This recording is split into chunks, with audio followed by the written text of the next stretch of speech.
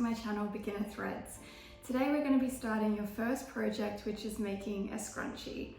The reason that I picked making a scrunchie for this project is because it's something that's practical that you're going to be able to use straight away. There's a lot of different ways to make scrunchies. I found some of them confusing, messy, and just too difficult for when I was starting out. So the one that I'm going to teach you today is using the burrito method. I think it's the easiest one. People might disagree with me, but for me it was the easiest, and so that's why I'm going to teach you. You're only going to need a couple of items. You're going to need some fabric scissors, some elastic, you're going to need a safety pin, and you're going to need some fabric. And this is a very thin polyester fabric. It's perfect for when you're starting out because your sewing machine can sew through it really easy. It's not stretchy and you can just use a normal straight stitch. You're going to need 18 inches by 5 inches, or that is 46 centimeters by 13 centimeters. You're going to need about 18 centimeters of elastic. So mine here is just over 2 centimeters, I believe, in width. You can go thicker if you like. I probably wouldn't go thinner. This one is a ribbed elastic. I think it works best. Okay, so let's get started. Okay, the first thing we're going to do is cut out our fabric. This is easier with a rotary blade, but if you are just starting out, then it's totally fine to use scissors. I'm just using a water erasable marker to mark the length and the width before cutting out my fabric. Now we have our piece of fabric. We're going to fold right sides together here. So that is the outside piece of the fabric. You're going to fold it in on each other, and then we're going to sew along that edge seam there. When you start sewing, you're going to do a back stitch. Your machine should have a button for this, and this is to lock in the stitch. Then we're just going to sew all the way along about a 1 centimeter seam allowance, so 1 centimeter away from the edge of the fabric. Once we get to the end, we're going to do that back stitch again, just to make sure that we lock in our stitch and it doesn't come undone.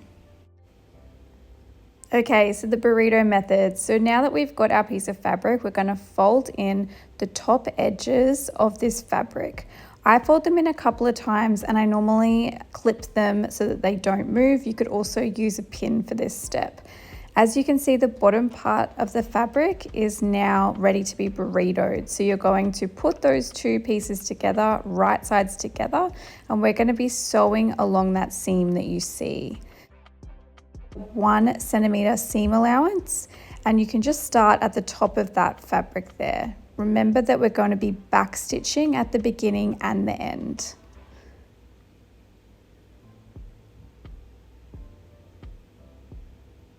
So we're sewing until we get down to the end, and we're going to then pull the inside fabric slowly and carefully out towards yourself, and that's going to give you more of the fabric we need to sew around the edges of. So every time we're just going to keep going nice and slow, sewing down, pushing the inside back in, and then sewing along that seam. You're going to keep doing this until you get right to the end, and you'll see that there's a small gap. You should leave about 5 centimeters, and that's to put the elastic in. Let's turn our scrunchie right side out using that little hole that we left. Just pull the inside on the outside, and then we're also going to use that little hole to thread through our elastic. So you will need a safety pin here. So we're just cutting that 18 centimeters of elastic, putting a safety pin onto the edge. This is going to help us thread through without losing the elastic. Find that little hole that you left and then just thread the elastic through all the way. Keep a hold of the loose side so that you don't lose it inside the scrunchie. And once you have threaded it all the way through, we're going to tie 2 knots. Some people like to use a zigzag stitch, but I find the knots keep the scrunchie more secure.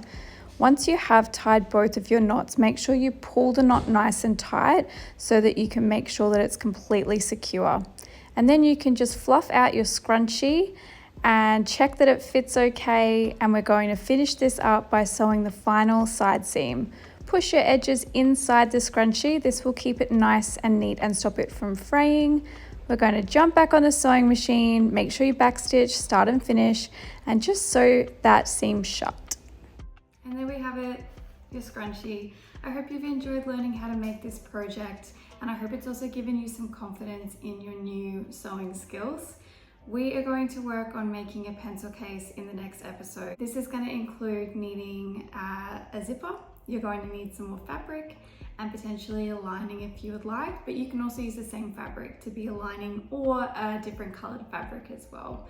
This one's going to teach you how to attach a zipper and how to attach a lining. And from a pencil case, it's actually really simple to start making more complicated things like a makeup bag. Keep focusing on little projects like the humble scrunchie. You will be making those in no time. I look forward to seeing you next time. Please keep in mind that I'm always available, especially on my Instagram, beginner_threads.